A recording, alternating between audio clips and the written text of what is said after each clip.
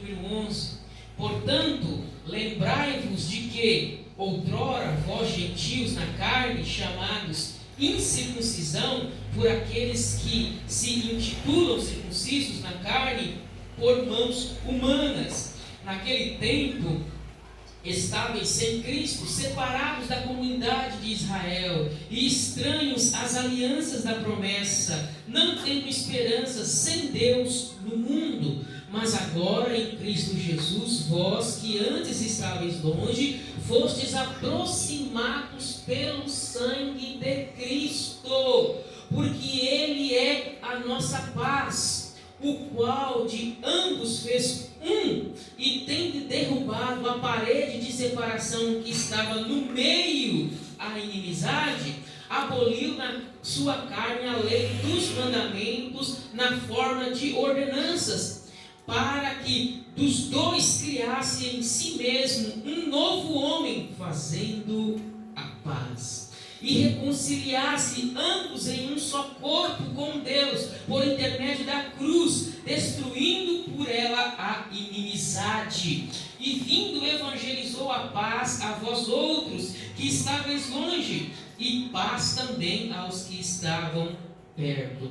Porque por ele ambos temos acesso ao Pai em um Espírito. Assim já não sois estrangeiros e peregrinos, mas co-cidadãos dos santos, e sois da família de Deus, edificados sobre o fundamento dos apóstolos e profetas, sendo Ele mesmo Cristo Jesus a pedra angular, no qual todo o edifício bem ajustado cresce para santuário dedicado ao Senhor, no qual também vós juntamente estáveis sendo edificados para a habitação de Deus no Espírito.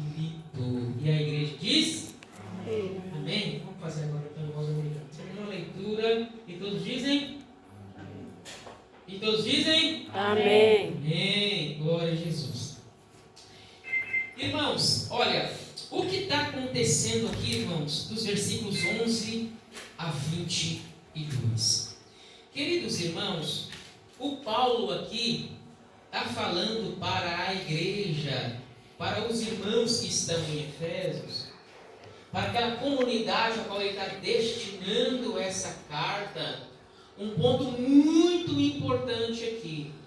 O foco aqui é que Paulo vai mostrar, e está mostrando aqui, e a gente vai ver isso nessa noite, que o Senhor Jesus derrubou a parede, uma parede que separava judeus de gentios.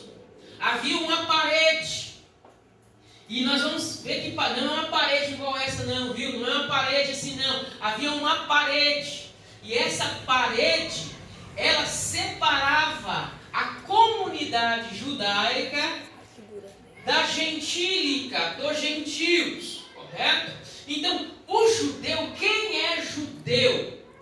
Quem é o gentio? Nós somos gentios, nós não somos judeus.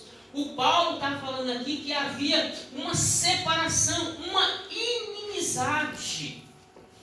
E que Deus, quando derrubou essa parede, Ele recriou esse homem agora, tanto judeu como gentil, para fazer parte de uma única comunidade. Não há mais divisão, não há mais separação, não pode haver mais separação, não pode haver divisão mais entre judeus e gentios, porque quando Cristo morreu na cruz do Calvário, Ele, por meio do sangue dele, Ele derrubou essa parede que causava inimizade. Ele jogou por terra, e desses dois povos, judeus e gentios, Ele fez uma nova criação, um novo homem. E esse novo homem, ele está estabelecido naquilo que se chama igreja. A restauração de Deus, ela já começou, e essa restauração de Deus, ela pode ser vista na igreja. O versículo de número 11, amados irmãos, Paulo está dando continuação naquela sequência dos versículos de 1 a 10, a qual a gente falou semana passada, que é que pela graça que nós somos salvos, por meio da fé. Isso não vem de nós, é dom de Deus. O ser humano é salvo pela fé, não vem de obras para que ninguém se glorie. O Paulo agora vai lembrar a nós gentios, a partir do versículo 11, dizendo assim, olha, portanto, lembrai-vos de que outrora vós gentios na carne, chamados incircuncisos, por aqueles que se intitulam circuncisos. Olha para você ver, irmãos e irmãs, você que está nessa pegada conosco, nessa peregrinação, essa leitura do versículo 11, ela não pode ser estranha para você, meu irmão, minha irmã. A prova nessa noite, no final, você tem que tirar 10, em nome de Jesus. Por quê? Olha para você ver, nós gentios, lembrai-vos de que outrora vós gentios na carne. Quem são os gentios aqui? Somos nós, correto? Nós somos os chamados incircuncisos. Correto? Lembra da leitura que a gente fez da carta aos Gálatas? Vocês lembram, alguns meses atrás? Quem é o circunciso e quem é o incircunciso? Correto? O circunciso da circuncisão é o judeu que fazia, correto? A circuncisão, ou seja, Deus fez uma aliança com Abraão e nessa aliança Deus exigiu, Deus fez um pacto de aliança e nesse pacto da aliança todo menino, todo judeu deveria ter no seu órgão masculino genital feito um cortinho assim. Aquele era um sinal da aliança que Deus havia feito com Abraão. E todo judeu que nascesse, ele era um filho da aliança. Ele era um filho de Abraão, correto? Então a prova de que esse menino, de que essa comunidade era o povo da aliança, o povo a qual Deus havia chamado, é que todo menino deveria ser circuncidado no 8º dia. Ou seja, então essa criança, esse menino, o que fazia ele fazer parte da comunidade de Israel, do povo israelita, é que ele tinha que fazer a circuncisão. Então, quando ele fazia a circuncisão, logo ele entrava na comunidade de Israel, sendo um filho de Abraão. Mas o que nós aprendemos na carta aos Gálatas? Que o que nos faz filho de Abraão não é uma circuncisão no órgão genital masculino, mas é aquele que crê como Abraão creu. Você lembra disso? Voltando então, portanto, lembrai-vos de que outrora vós gentios na carne, chamados incircuncisos. Ora, se o judeu, ele faz a circuncisão, logo ele é circunciso. Ou seja, então existe o incircunciso. Então quem é aquele que faz a circuncisão e aquele que é o incircunciso? Então nós gentios éramos chamados pelos judeus. Éramos olhados pelos judeus e chamados de incircuncisos. Porque os gentios não tinham aliança com Deus, muito menos havia feito a circuncisão. Então, na mentalidade judaica, na mentalidade hebraica, aquele homem que não havia feito a circuncisão, logo ele não fazia parte do pacto da aliança. E essa aliança envolvia muitas bênçãos que Deus havia prometido a Abraão. Então, todo judeu olhava para a comunidade gentílica, olhava de cima para baixo. O judeu chamava os gentios de pagãos, impuros. Foi Deus que nos chamou. Nós é que somos o povo da aliança. Nós é que somos o povo da promessa. Deus prometeu as bênçãos para nós, hebreus, filhos de Abraão. Nós sim somos da linhagem de Abraão. Nós sim somos circuncidados. Nós sim cumprimos aquilo que Deus mandou o nosso pai Abraão fazer. Então, essa história, amados irmãos e irmãs, que eu estou começando a desenrolar para os irmãos, Isso vai desembocar em alguns conflitos no século XX agora, irmãos e irmãs, como tem acontecido até nos dias de hoje um antissemitismo muito grande. Nós temos na Primeira Guerra Mundial, cadê os meninos adolescentes aí, correndo? Nós temos um ditador chamado Adolf Hitler, que ele era um antissemita. Que ele mandava exterminar judeu. Por quê, irmãos e irmãs? Vamos entender isso. Então, os judeus, a princípio, eles olhavam para os gentios, para os outros povos, com desdém, com um olhar de cima para baixo. Amém? Por quê? Porque são gentios, não são circuncidados. Eles não são o povo da aliança, nós somos o povo da aliança. As bênçãos é para nós. Correto? Vocês não, vocês são gentios, vocês são pagãos, vocês são impuros. E o que isso acarretou? Uma separação entre judeus e gentios. O plano original de Deus, quando Deus chamou Abraão, guarde isso, era que por meio do descendente de Abraão, Deus iria alcançar todas as famílias da terra. Gênesis 15, você lembra disso? Por meio de Abraão, do descendente de Abraão, a gente já leu isso em Gálatas, que Deus iria alcançar e iria salvar todas as famílias da terra. Mas a comunidade judaica, os judeus, eles fizeram dessas promessas que Deus havia feito a Abraão, uma separação, desdém, olhar grosso de cima para baixo. Então houve uma ruptura, uma separação, foi levantado-se uma parede em que os judeus passaram a não se misturar com a comunidade gentílica. Não tinha nem contato. Por quê? Porque você é um impuro. Você não é um filho de Abraão. Não havia comunhão. Por quê? Porque você é um pagão. Então a história foi construída em que judeus e gentios nem se falava. Um judeu, a oração dele, uma das orações era: Deus Todo-Poderoso, eu te agradeço por não ser gentil. Eu te agradeço por não ter nascido um gentil, não ter nascido um pagão. Só para vocês terem um nível, um judeu não frequentava a casa de um gentil. Porque a comida do gentil era impura, as roupas dele eram impuras, tudo na vida do gentil era impuro. Ele não, eles são os santos e escolhidos e separados por Deus.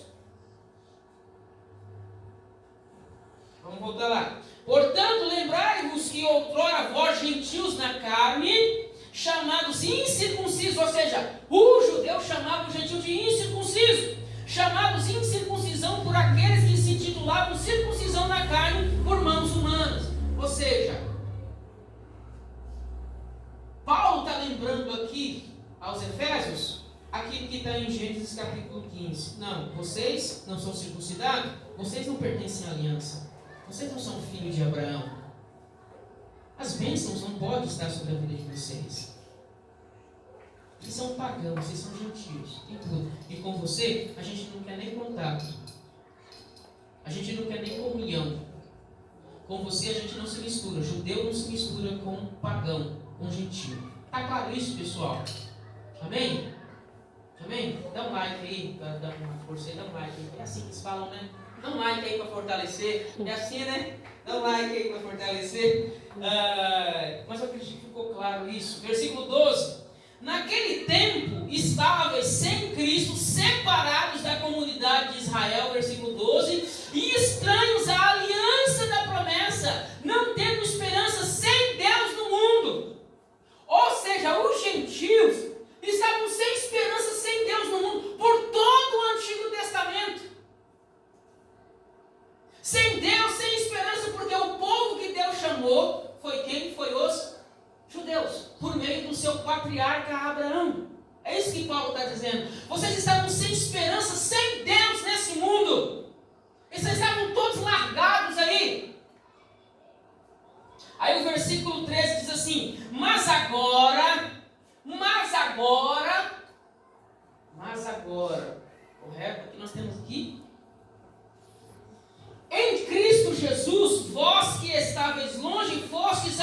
aproximado pelo sangue de Cristo.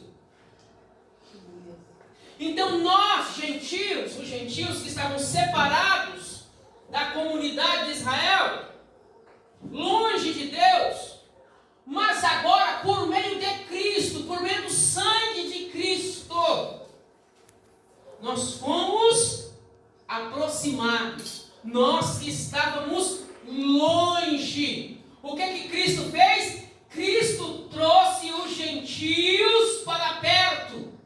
Porque o plano de Deus, o plano restaurador de Deus é alcançar todos os povos, todas as raças, todas as línguas. Lembra quando a gente fez a exposição do Apocalipse? Que lá no céu João viu povos de toda raça, tribo e língua? Amém? Mas para a comunidade judaica, só o judeu é filho da aliança. As bênçãos é só para eles. Mas o plano de Deus é alcançar todos os povos, todas as raças, todas as línguas. Mas os judeus havia essa inimizade, essa separação, essa divisão. Correto? E alguns exemplos para ficar claro para vocês. Vocês podem ver quando Pedro ele tem uma visão e está dormindo. Quem gosta de almoçar aí daquela madorna? Pedro comeu aquele cordeiro, está lá em Jope, daqui a pouco eu não subi ali no eirado ali, né? No linguajar nosso, é uma laje, Pedro dormiu lá. Está lá. Daqui a pouco Pedro teve uma visão, Deus deu uma visão para ele, correto? Ele viu um lençol muito grande atado pelas quatro pontas, assim, atado, as quatro pontas assim, sabe? Aí aquele lençol descendo, ele está lá. Daqui a pouco aquele lençol, naquela visão, abriu-se diante dele e tinha animais de toda espécie ali. Só que aqueles animais eram impuros. Animais que os judeus, correto? Que os gentios, aliás, comiam, com certeza, do resminho, é verdade? Uma bistequinha. O Pedro, quando olhou aquilo, ele falou, não, vou comer isso não. A voz do céu disse, mata e come. É para você comer. Não como. Não como, de forma alguma. Aí a voz disse assim, como você pode chamar impuro aquilo que eu santifiquei? Como você pode? Irmãos, cá para nós. Às vezes, irmãos e irmãs, a gente dá uma de Pedro. Sabe? A gente olha para algumas situações assim com desdém. Sabe? A gente tem que tomar muito cuidado com isso. O Pedro, eu sou judeu. Os meus antepassados, a lei diz os animais que eu posso comer. Não, eu posso comer cordeiro, peixe, esses aqui não. Vocês são esses répteis, quadrúpedes aí, eu não posso comer isso não, isso é tudo impuro. Não, eu santifiquei. Aí, irmãos e irmãs, na mesma hora, havia um mensageiro batendo na porta lá embaixo, na casa de Cornélio. Aí o Pedro despertou. E esse mensageiro era o mensageiro de Cornélio. Cornélio, ele era um centurião da corte italiana, um pagão, um gentio. Porque Cornélio estava na casa dele e ele teve um sonho, teve uma visão. Deus deu um sonho para o pagão, meus irmãos. Como é que... Não pode. Deus não faz isso não. Tem que ser crente para Deus pagão. Deus não fala isso não. Você acha que Deus está preso dentro da sua bolha? Deus está preso dentro das leis que a gente estabeleceu aqui? Deus foi lá, Deus queria salvar a família de Cornélio, correto? Aí o anjo disse assim, olha, tem um Pedro, ele está dormindo, está de bucho cheio lá e volta lá, manda um mensageiro, olha para você ver, olha que Deus maravilhoso, olha o Senhor disse, ó, Pedro está lá, olha, o Senhor sabia onde Pedro estava, o que Pedro estava fazendo, Deus deu o endereço da casa, o número da casa, tudinho lá, tu, Cornélio, passar por mensageiro e lá, mas como é que eu vou acertar onde ele está? Ó, o anjo falou para você ir assim, sabe, porque ele está nesse endereço. Amém? Aí chegou lá, bateu na porta. Pedro está aqui? Ué, como é que você sabe que o Pedro está aqui? Ah, não sei. Meu senhor Cornélio falou que era para falar assim, assado, que ele teve uma visão. O anjo falou para ele que se agradou dele, se agradou do que ele está fazendo, que ia para chamar o Pedro para pregar para ele. Aí o Pedro, quando ouviu aquilo, por quê? Quem está batendo na casa de Jope, onde Pedro está, não é um judeu, é um pagão. É um pagão que tem uma mensagem para ele ir aonde? Na casa de um pagão, de um impuro, pregar o evangelho. O Pedro, não vou nada. É isso que nada, não entra, não põe. Um gentil não entrava na casa. Um judeu não entrava na casa de um gentil, porque a casa de um gentil era tudo impuro. Aí o Pedro lembrou da visão que ele estava tendo e o mensageiro, correto? Porque ele lembrou dos noatados lá, que tudo aquilo era impuro. Aí a voz disse para ele, não chame impuro aquilo que eu santifiquei. Pedro, eu vou lá. É interessante que quando Pedro, antes de pisar o pé na casa de Cornélio, falou assim, olha para você ver que coisa maravilhosa você receber uma pessoa na sua casa. Ó, você convida uma pessoa para vir na sua casa, correto? Você faz aquele banquete, porque no primeiro século é assim, você convidou uma pessoa para vir na sua casa, toda a sua casa vai estar recebendo, esperando a pessoa, com um banquete maravilhoso, aquele negócio todo, porque todo mundo está esperando para ver o que Pedro vai falar. O Pedro, antes de pisar o pé na porta, ele falou assim, ó, pessoal, vocês sabem que não é para mim estar aqui, né? Olha para você ver que coisa maravilhosa, o dono esperando o cara para chegar na casa, e daqui a pouco, quando eu chego lá, eu falo assim, você sabe que não era para mim estar aqui, né? Você sabe que eu não posso entrar na sua casa. Meu Deus do céu, gente, só para vocês verem o nível, Mas o que é? O que aconteceu? Aí o Cornélio foi mais específico, apareceu, mas ele falou que se agradou do que eu estava fazendo aí, que era para chamar você para pregar para nós. Aí eu reuni toda a minha família aqui, ó, tá todo mundo aqui, tem uma festa boa aqui, ó, imagina o Pedro, um judeu entrando na casa, irmão, imagine outro judeu vendo um judeu entrando na casa de um pagão. Pastor da igreja à noite em Jerusalém está sabendo, Tiago está sabendo. Sabe onde Pedro foi? Na casa de um pagão. Deve ser um lugar de disciplina. Esse cara não pode nem. Foi lá pregar o evangelho. Como é que pode? Só que o Pedro falou assim: o quê? Ele levou a narrativa, fala que o Pedro levou pessoas com ele, outros judeus com ele, e o Pedro não estava querendo entrar, por ele não entrava. Olha o que a tradição faz, o que a religiosidade faz. Olha, a tradição e a religião ser maior do que o amor e a pregação pelo evangelho e pelas almas. Aí o Pedro falou, tá bom, então eu vou entrar. Aí o Pedro, irmãos, pense numa pregação, correto? Se a minha já te desanima, imagina o Pedro, vou falar com vocês aí, ó. Tá bom então. Jesus de Nazaré, a gente conviveu com ele, realizou muitos sinais de maravilha, morreu, ressuscitou. Aí todo mundo, só que eles estavam mais animados que vocês, né? Eles estavam sedentos. Não vamos perder nenhuma palavra, vamos perder nada. E o Pedro imagina uma pregação, é pior do que a de Jonas. Pedro não estava nem interessado, Você já viu você pregar desinteressado, gente? Ele estava lá, Jesus, com ele, porque ele não queria estar naquele ambiente. Aquele ambiente é um ambiente pagão, de pecador, de gente impura, a qual ele não queria estar ali, não queria fazer parte daquilo. E ele está falando de Jesus que morreu e ressuscitou. Irmãos, de repente o Pedro olha, o Espírito Santo desceu na casa de Cornélio e começou a batizar as pessoas com o Espírito Santo. Aí o Pedro e os amigos dele põem a mão na cabeça e falaram, não pode. Por quê? Não pode porque o Espírito Santo desceu na vida dos esquerdistas. Não pode, só na vida dos direitos que o Espírito Santo desce. Não pode. O Espírito Santo só pode descer naqueles que votam junto comigo, daqueles que concordam comigo, daqueles que estão na mesma direção comigo.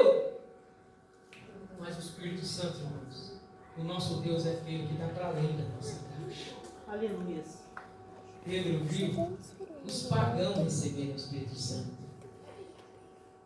Os impuros receberam o Espírito Santo.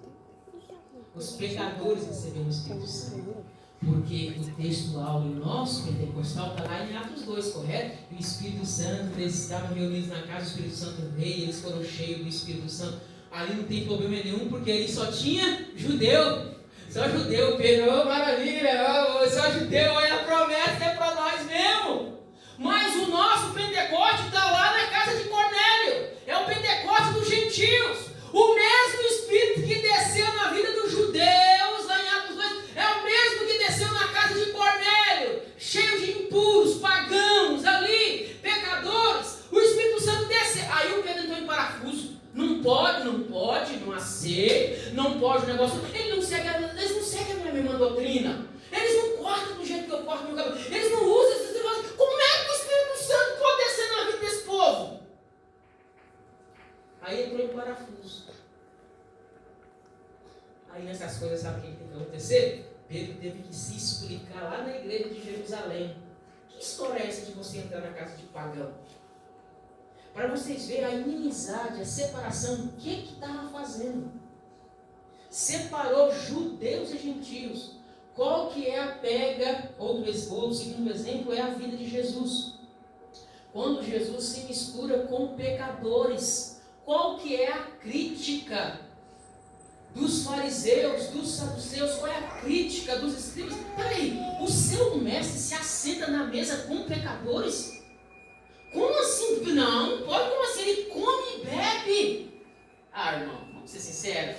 Não, vem não. Vamos tirar a hipocrisia de lado, vai. Vamos imaginar. Você está vindo do trabalho, está vindo do supermercado, da rua, daqui a pouco você está passando. Daqui a pouco você vê Jesus lá, sentado lá, com um monte de pecador, você entendeu? Na casa de um pagão, correto? Aí você fala, você ia passar, qual a primeira coisa que você ia falar? Ó, Jesus não está dando bom testemunho, hein? Sim ou não? Vamos ser sinceros? Vamos desarmar? Vamos? Eu falaria isso. Quem mais tem coragem de falar comigo? Minha tradição me ensinou isso. Correto? Não, eu não se misturo com esses pecadores. De forma alguma. Olha a festa. Olha a festa para o irmão jantar. Olha misericórdia, Jesus amado. Você até para, cacumba e fala, não pode. O irmão não está vigiando não, está dando mau testemunho, né? Isso que a gente ia falar.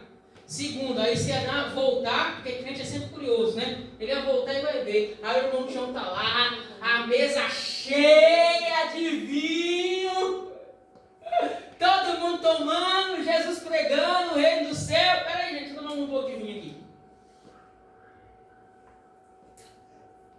Você vai falar, não, esse aí não é filho de Deus, não pode. O pastor tem que ser honesto e falar com seus membros assim, olha, não, aquilo lá era kisuke, aquilo lá era...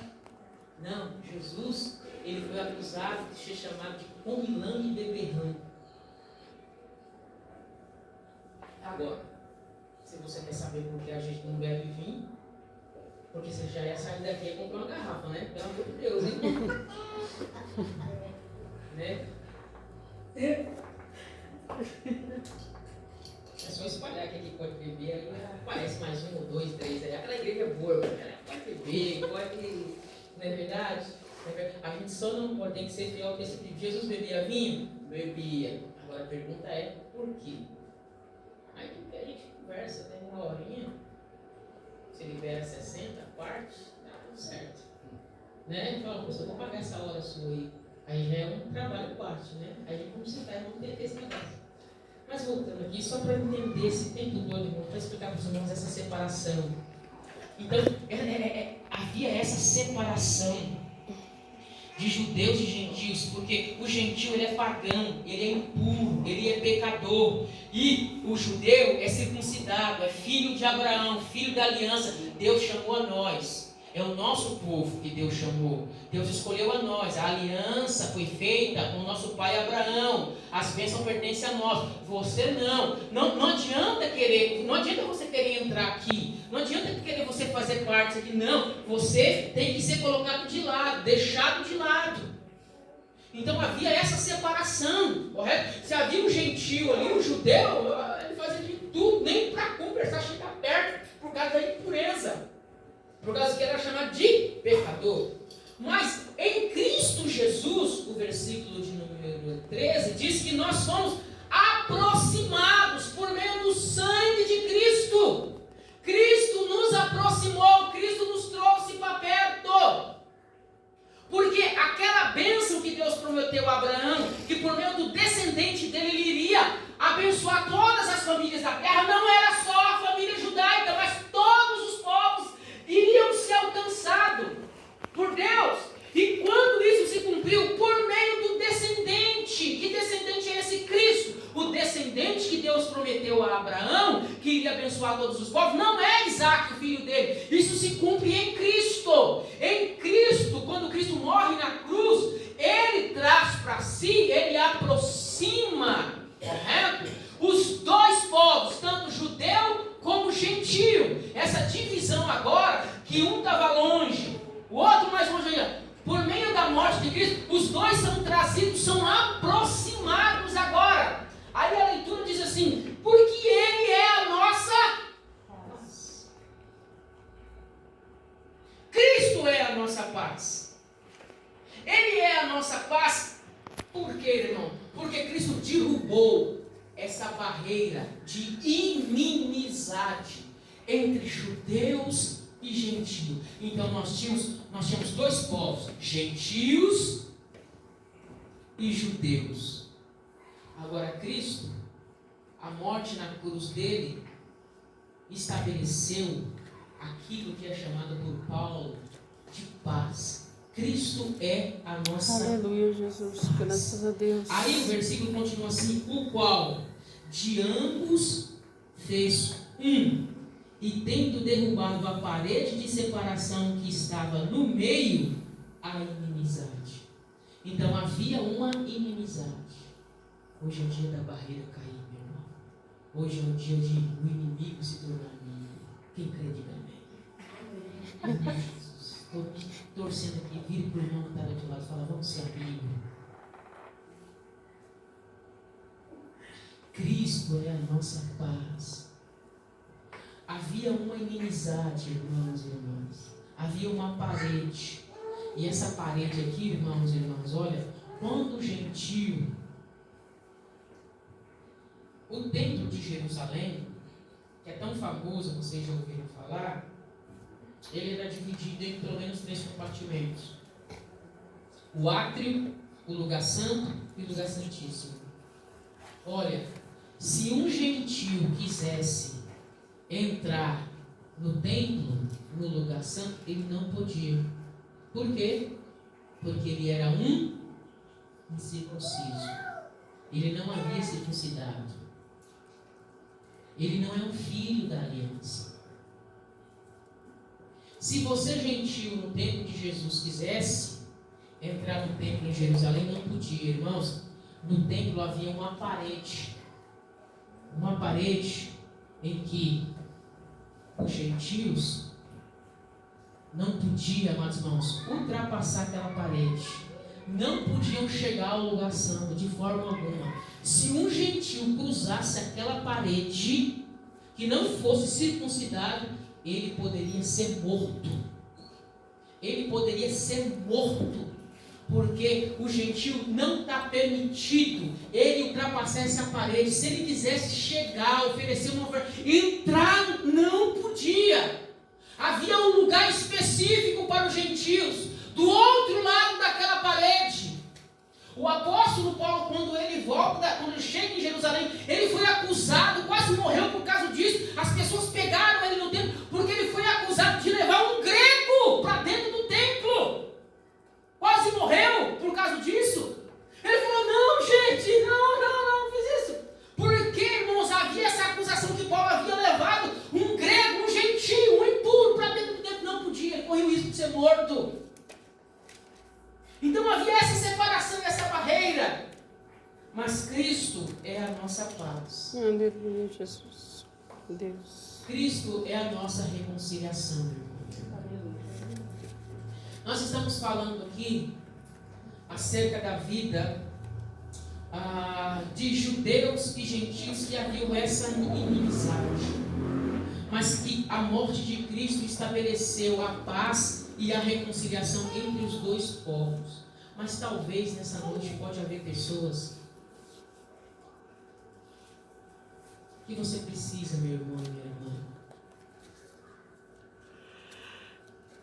Em nome de Jesus.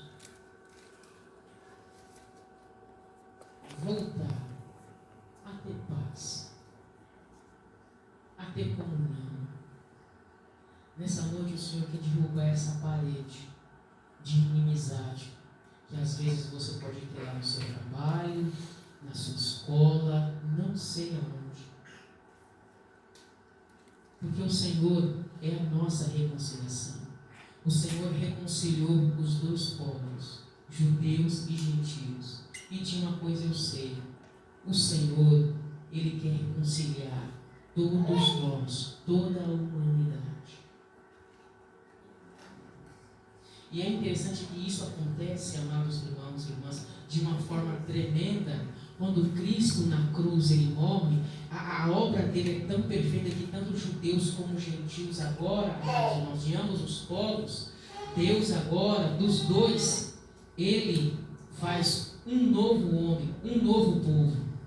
E esse novo povo que agora é reconstituído, é feito agora, tanto judeus como gentios, eles são reconciliados, eles são trazidos para perto, eles são agora restaurados, renovados, a qual algumas linguagens chamam da Bíblia de uma nova humanidade. E esse novo homem, essa nova mulher, que é tanto judeu como gentio agora, faz parte de um único povo.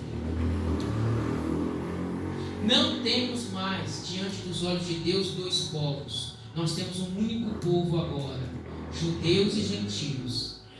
Cristo aproximou, trouxe para perto, estabeleceu a paz por meio da morte da cruz do Calvário.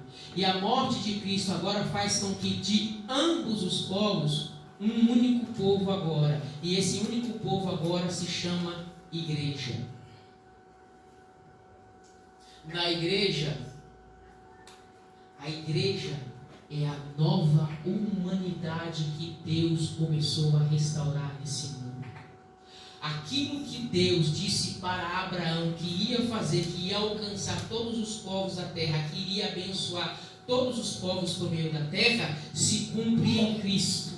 E por meio desse descendente, a morte dele, agora ele começa a trazer, agora a juntar todos os povos por meio desse descendente. E é por meio desse descendente agora que Cristo está restaurando uma nova humanidade. Deus não tem mais 3 povos, 4 povos, não. Deus só tem um povo, e esse povo se chama igreja. Aleluia. Não há mais divisão, não há mais separação, não há barreira, não há mais parede que divida agora os povos, porque o versículo 15 diz: aboliu na sua carne a lei dos mandamentos na forma de ordenanças, para que dos dois criassem em si mesmo um novo homem, fazendo a paz. Ou seja, aquela barreira de mandamentos, de ordenanças que separavam. Os judeus diziam para os gentios: vocês têm que guardar o sábado, vocês têm que guardar os alimentos, vocês têm que guardar toda a dieta judaica, o calendário judaico.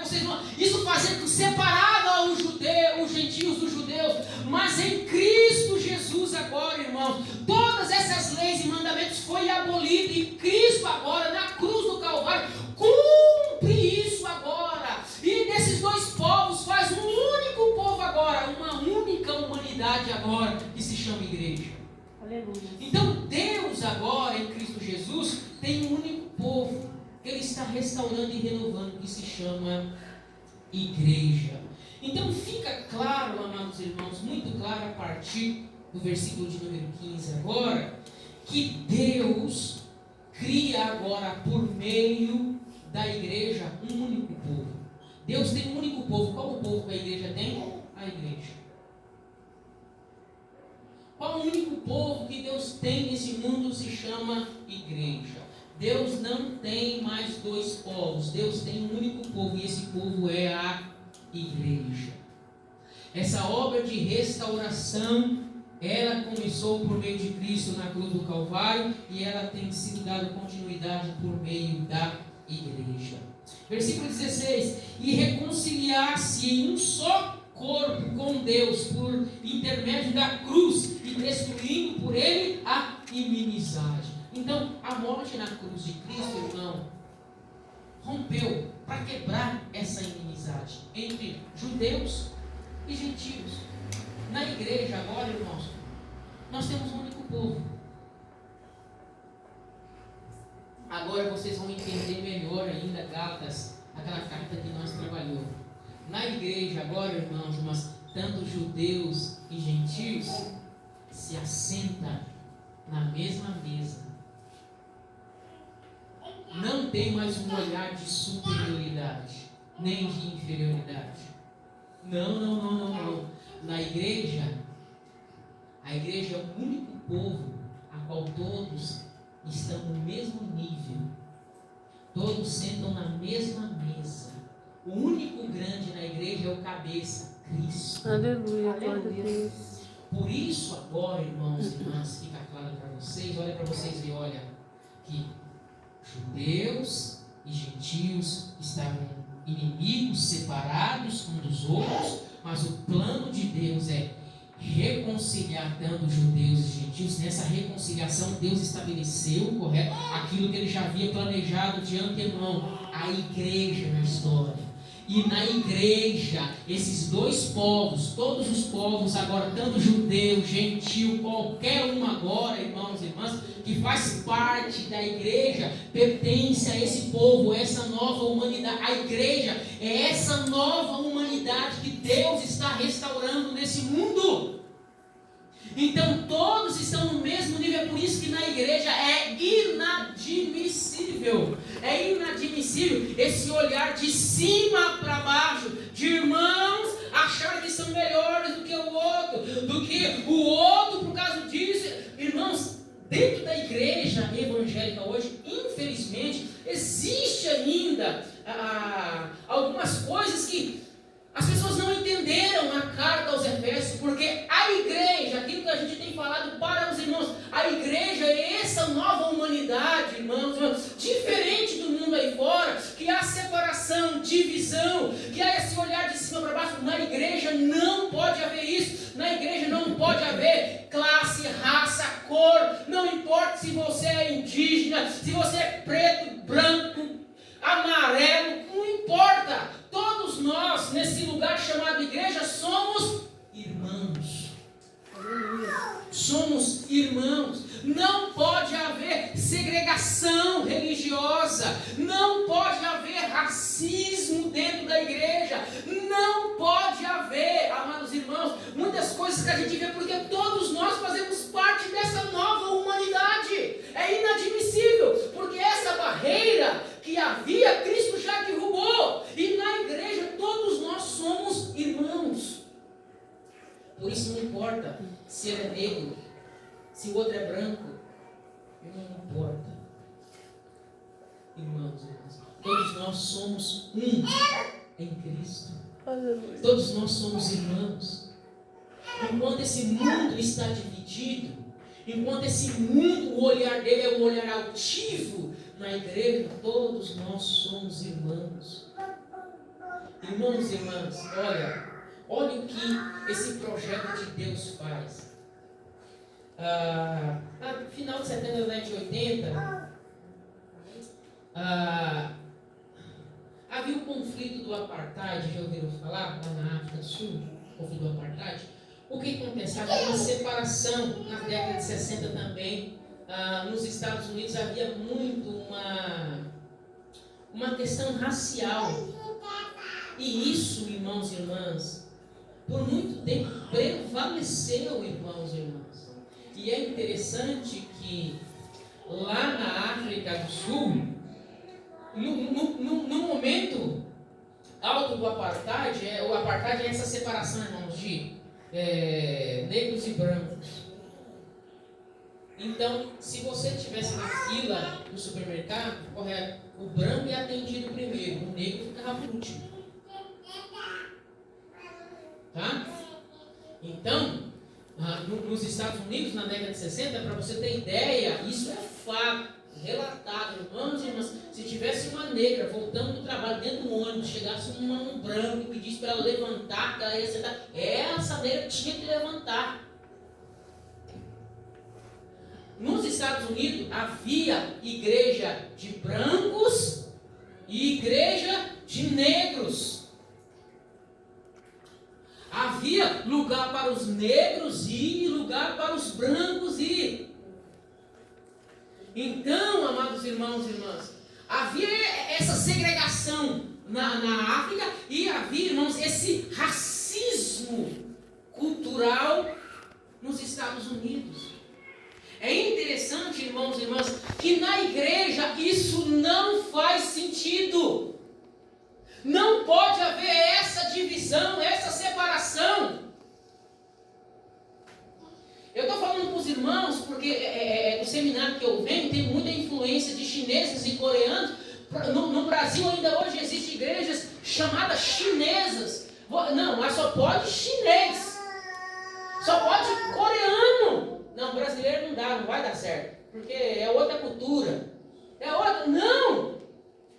A igreja é esse troço, esse negócio, correto? Que Deus quis gente de toda raça, tribo e língua, tudo misturado, tudo junto, batido e mexido. Então, na igreja, essa nova humanidade, Deus não só está salvando judeu, não só para Deus está salvando gente de toda raça, tribo e língua nesse mundo. Aleluia, Jesus.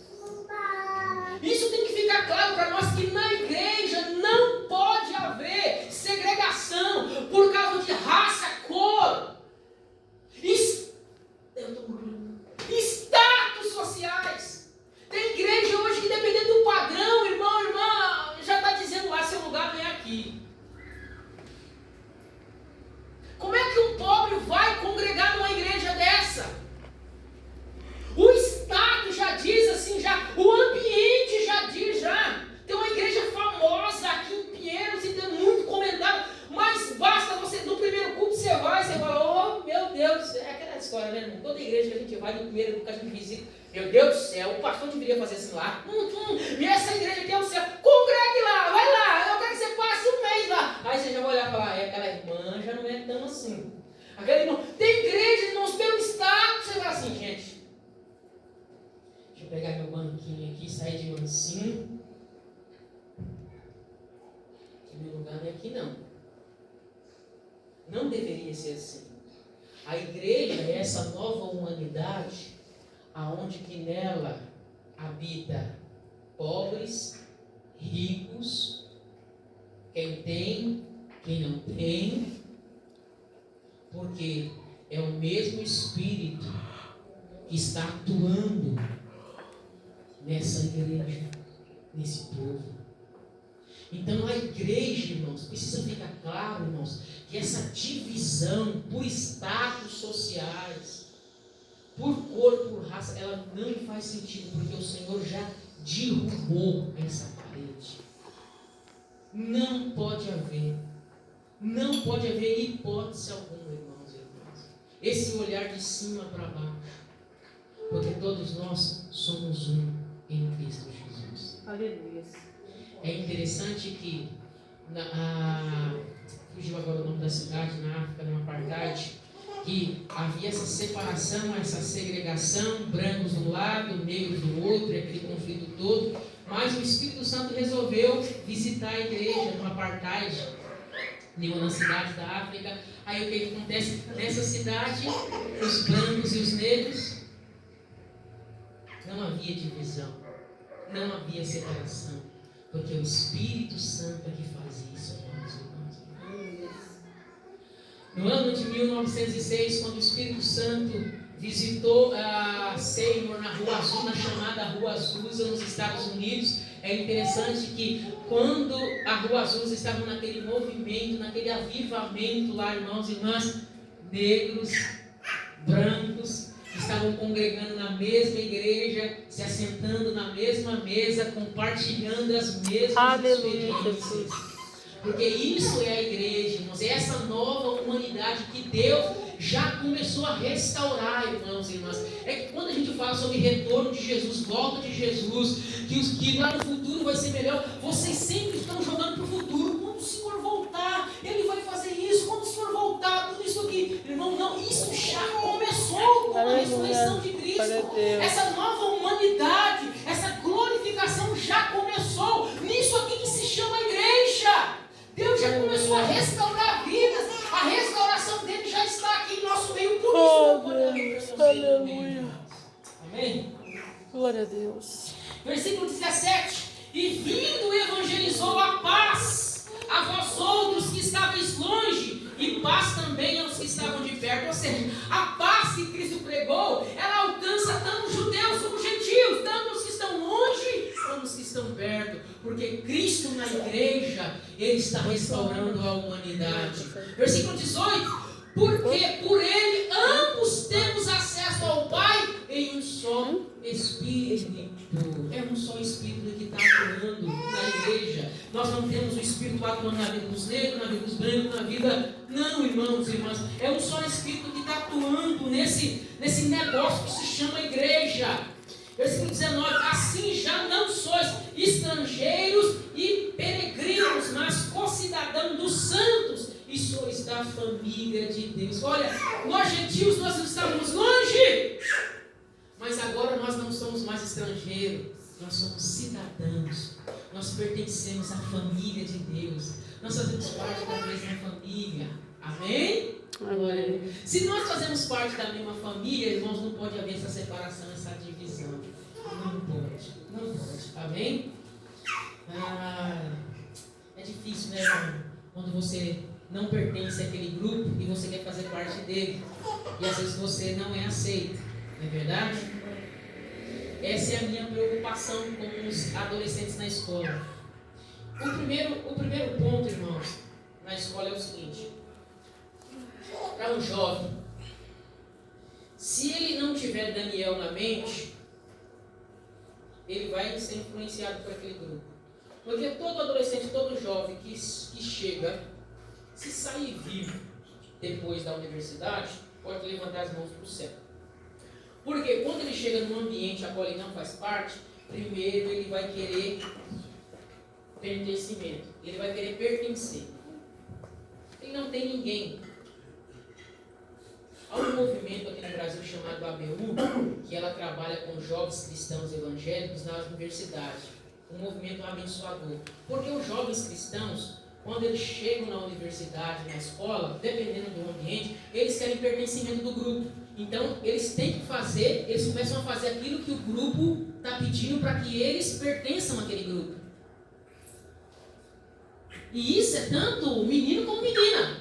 Porque, tipo assim, eu quero pertencer àquele grupo, então para mim ser aceita ou ser aceito, então eu tenho que fazer algumas coisas para agradar esse grupo, senão eu não faço parte desse grupo. Sempre foi assim.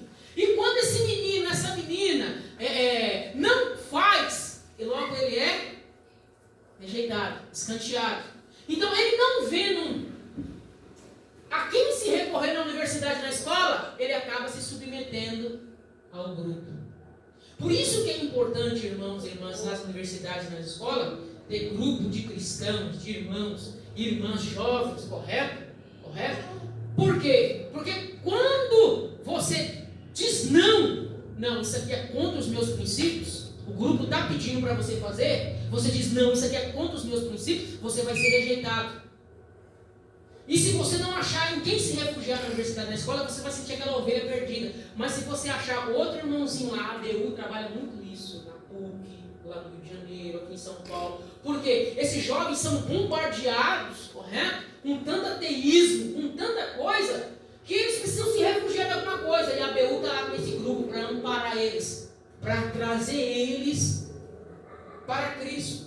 Então é muito importante, irmãos e irmãs. Por quê?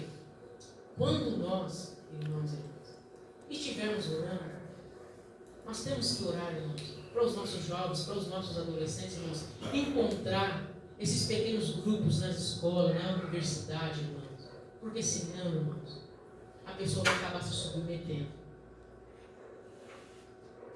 Porque a pessoa precisa de pertencimento. Você precisa pertencer a um grupo. Correto? Sabe a alcateia de lobo?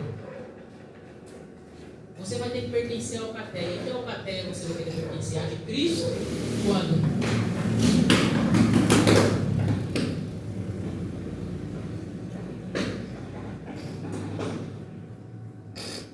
Assim já não sois estrangeiros e peregrinos, mas co-cidadãos dos santos, e sois da família de Deus. Você tem e você faz parte da família de Deus. Procura uma pessoa lá na escola, no trabalho, na universidade, nos tempos livres lá, irmã, vamos ferrar aqui na oração, vamos ler Bíblia, vamos ler texto aqui. É muito importante o meu trabalho quando desço assim do refeitório lá, que a pouco o refeitório tem pequenos grupos que enquanto o pessoal está xingando o diabo, Deus, o mundo, reclamando, tem pequenos grupos, feito círculo, correto? Abrindo Bíblia, vamos pesquisar esse texto aqui, vamos estudar esse texto, vamos cantar, para que você não se sinta só, isolada. Pior coisa numa empresa, num trabalho, é um crente isolado, sozinho. E agora, para onde que eu vou? Você vai querer pertencimento a algum grupo? Não, vamos fazer um culto aqui. Aula vaga aqui, o que a gente vai fazer? Vamos orar. Vamos cantar aqui, fazer essa escola no chão tremer aqui, como diz a Laureate. Vamos fazer alguma coisa aqui. Você só não pode ficar, porque senão você precisa de pertencimento, e esse pertencimento você precisa achar em um pequeno grupo, de 2, de 3, igual o Daniel, o Sadraque, Mesaque, Abednego, irmãos, olha, sabe de 3? De 2 é melhor, um sozinho, meu Deus do céu, e agora? Mais 2, correto? De 3, maravilha. Sabe o pai que tem um filho só e manda para a escola longe? Ele fala, meu Deus, esse menino aí. Mas quando tem 2 irmãos, tem um primo, tem um outro, o pai já fica sossegado, tá? Se sair de uma pancada lá, tem 3, os 3 se enrolam lá e está tudo certo. Aí está tudo certo.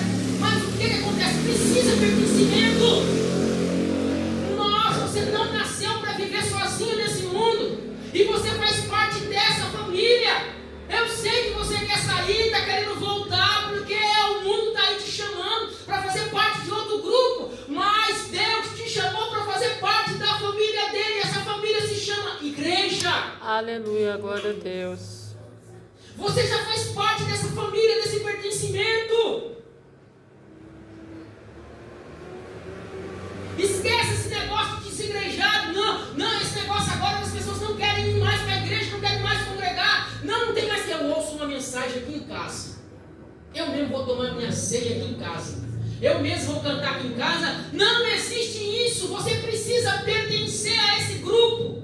Você foi chamado para pertencer a essa família. Glória a você Deus. faz parte da Aleluia, família de Jesus.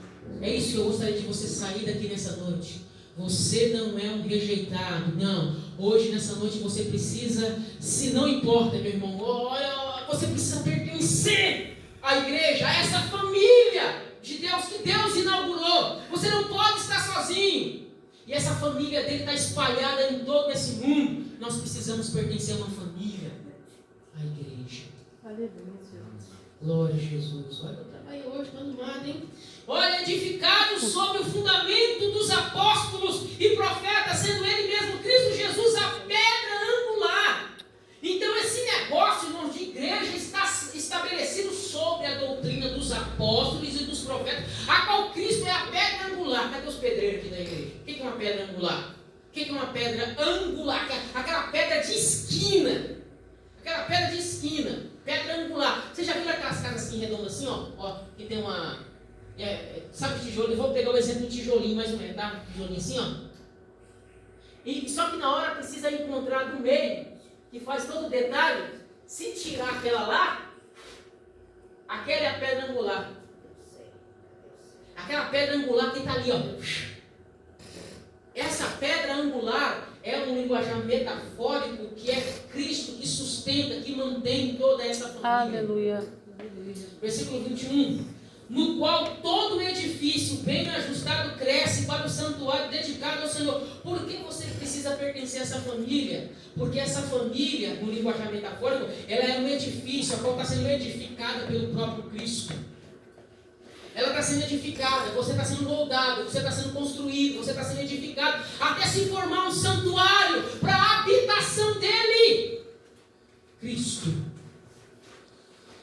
No qual todo edifício bem ajustado cresce para o santuário dedicado ao Senhor, no qual também vós juntamente estáis sendo edificados para a habitação de Deus no Espírito. Aleluia. Você pertence a essa família? A igreja, olha o linguajar, é esse corpo da qual Cristo é o cabeça. Paulo agora usa um linguajar de edifício, que está sendo edificado para a habitação de alguém. E esse alguém é o Espírito Santo de Deus. Amém, meus irmãos? Vamos colocar de pé.